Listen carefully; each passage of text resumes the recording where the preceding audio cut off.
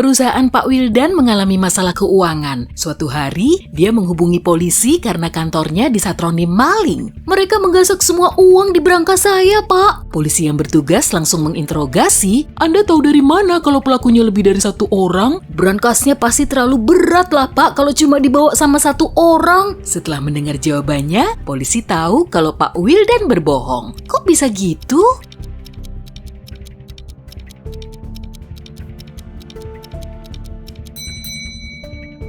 Kalau berangkasnya memang berat, pasti sudah ada bekasnya di karpet kan? Setelah ada perampokan bank, polisi nemu tas berisi uang di tengah taman. Tas itu tergeletak di sela-sela tanaman kaktus. Di sekitar situ ada 3 tersangka dan polisi langsung tahu perampoknya. Memangnya siapa?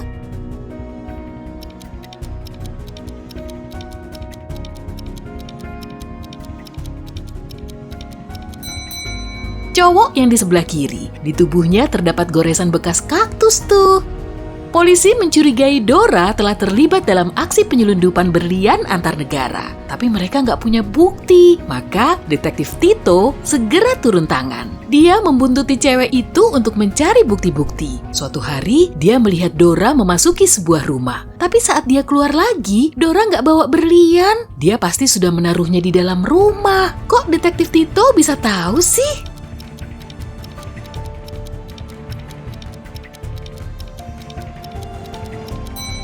Sol sepatu Dora bisa dilepas, dia pasti ngumpetin berliannya di dalam situ. Lihat gambarnya baik-baik ya. Menurutmu, mamanya yang mana?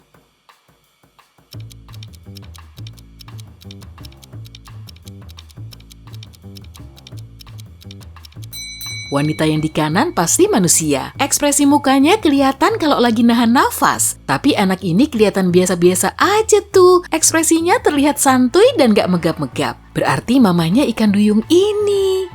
Detektif Martin sedang membelikan tunangannya cincin berlian, tapi tiba-tiba cowok bertopeng hitam ini memasuki toko perhiasan. Dia memaksa semua pengunjung untuk tiarap, kemudian menggasak uang dan perhiasan yang paling mahal. Detektif Martin sempat melihat cowok itu naik motor merah, lalu kabur. Si detektif langsung memacu mobilnya agar bisa mengejar cowok itu. Waduh, ada persimpangan tuh. Harus lewat mana coba? Tapi kemudian ada mobil yang datang dari arah berlawanan. Anda lihat pengendara motor merah di sekitar sini? Si pengemudi menyahut, enggak kok Pak. Yang saya lihat cuma mobil convertible silver. Tak lama kemudian, mobil abu-abu muncul dari sisi kiri. Pengendaranya cewek dan dia bilang kalau dia nggak lihat motor merah. Tapi saya lihat ada sepeda kuning dan rombongan pesepeda, Pak. Lalu pria yang datang dari sisi kanan bilang kalau dia cuma lihat truk biru besar. Di mana pencuri itu ngumpet?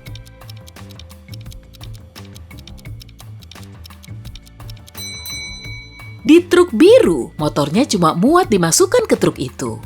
Sebuah museum terkenal menggelar pameran berlian unik, seluruh areanya dijaga ketat selama 24 jam dan cuma ada 10 orang yang diperbolehkan masuk ke ruangan khusus itu. Setelah salah satu dari mereka pergi, alarm di situ mulai berbunyi, petugas pun segera masuk dan melihat cowok ini. Setelah melakukan pemeriksaan, mereka cuma menemukan beberapa lembar uang, korek api, sebotol soda, kamera, dan ponsel di dalam tasnya. Yah, mana cukup bukti. Terpaksa deh dia harus dilepaskan. Tapi keesokan harinya, mereka ngumumin kalau berlian itu telah dicuri. Gimana ceritanya?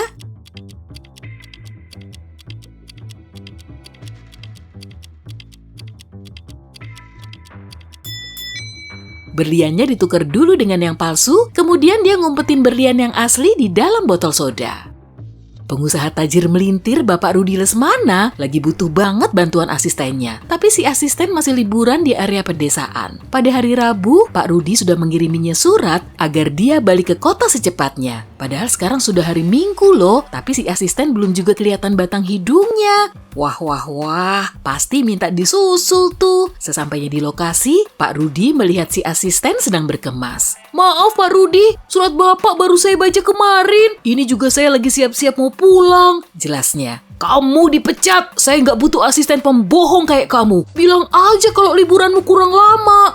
Loh, kenapa Pak Rudi malah bilang begitu?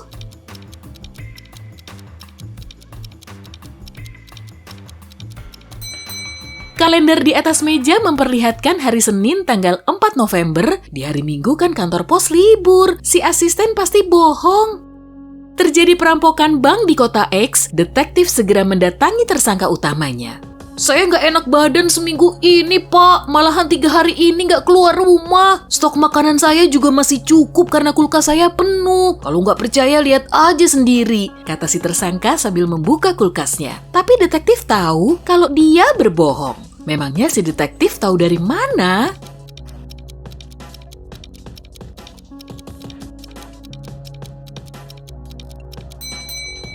Roti di meja kelihatan masih baru. Plus, kalau dia nggak keluar rumah selama 3 hari, isi kulkasnya pasti sudah berkurang dong. Seorang seniman rela merogoh koceknya cuma untuk beli lukisan yang nilainya nggak seberapa. Iya, dia udah tahu semuanya. Dia juga jujur dan nggak mau macem-macem. Tapi kenapa dia masih beli lukisannya?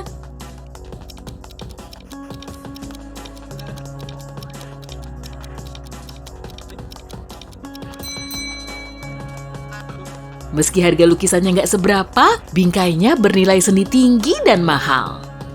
Setelah berulang kali terjadi kejahatan, polisi akhirnya mendatangi si tersangka utama. Dia tinggal di pedesaan, dan sesampainya di sana, petugas nggak melihat siapa-siapa. Mereka pun menggeledah tempat itu, termasuk lotengnya yang berantakan. Lalu mereka menunggu sampai si pemilik rumah pulang, dan salah satu polisi pergi untuk beli air minum. Saat kembali, dia memberitahu rekannya untuk pulang aja. Kenapa?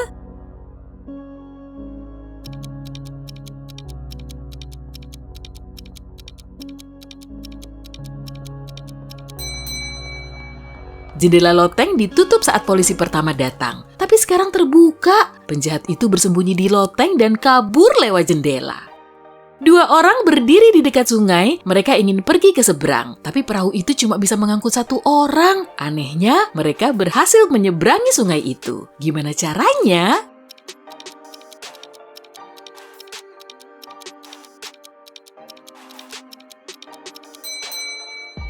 Mereka berada di tepi sungai yang berseberangan. Detektif Adam datang ke taman untuk makan siang sambil berjemur, tapi dia malah melihat 3 pria yang berlarian di sekitar air mancur. Mereka berteriak, "Pencuri! Tangkap pencuri itu!" Detektif itu bingung, siapa pencuri yang sebenarnya? Itu sebabnya dia cuma diam. Setelah beberapa saat, keduanya saling mendekat. Detektif Adam langsung tahu pencurinya. Apa kamu juga tahu?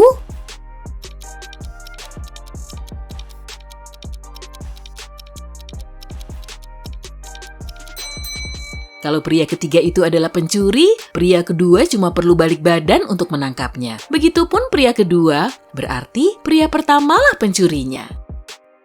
Gimana caramu memasukkan apel ke dalam botol kaca tanpa memotongnya atau memecahkan kacanya?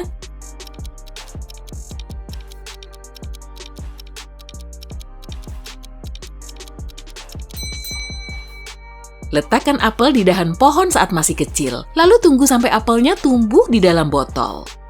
Scott, seorang pencuri terkenal, pulang suatu malam. Sehari sebelumnya, dia mencuri beberapa lukisan mahal dari rumah Pak Smith. Dia sedang di ruang keluarga saat sadar beberapa polisi mendatangi rumahnya. Scott memberi arahan kepada istrinya, lalu keluar lewat pintu belakang. Saat polisi mengetuk pintu, istri Scott memberitahu mereka, "Suami saya sudah seminggu ini belum pulang. Sebenarnya dia harusnya pulang hari ini." Pada saat itu Scott masuk ke rumah, dia memeluk istrinya seolah-olah mereka sudah lama tak bertemu. Tapi polisi nggak percaya sama mereka. Kenapa?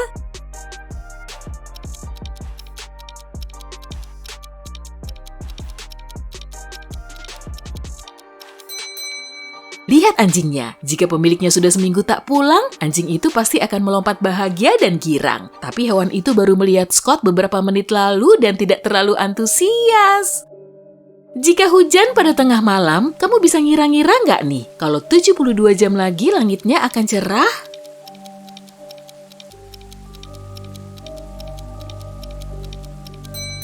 Enggak lah, 72 jam lagi sudah pasti malam hari.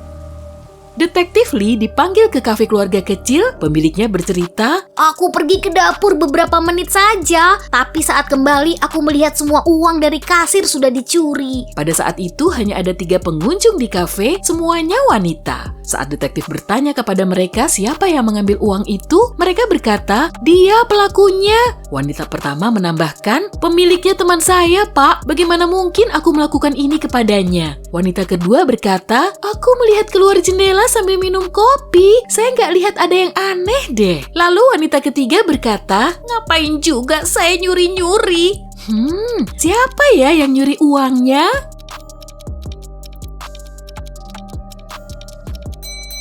Detektif Lee langsung tahu bahwa pencurinya adalah wanita kedua. Pertama, dua wanita lain menunjuknya. Kedua, dia mengatakan bahwa wanita pertama mencuri uang itu. Tapi jika dia benar-benar melihat keluar jendela, bagaimana dia bisa tahu? Saat kebakaran sebuah bank dirampok, satpam memberitahu polisi bahwa dia ingin menyelamatkan sekantong uang. Tapi dia harus berjongkok untuk mengikat tali sepatunya tepat di depan pintu darurat. Pada saat itu, pintu terbuka dan membentur kepalanya. Saat dia sadar, uang itu hilang. Kenapa satpamnya malah ditangkap?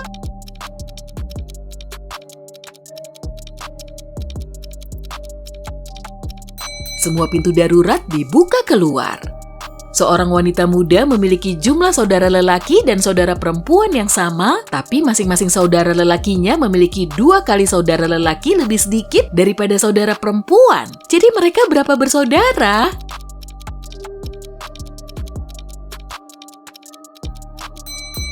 Ada 4 perempuan dan 3 lelaki di keluarga itu.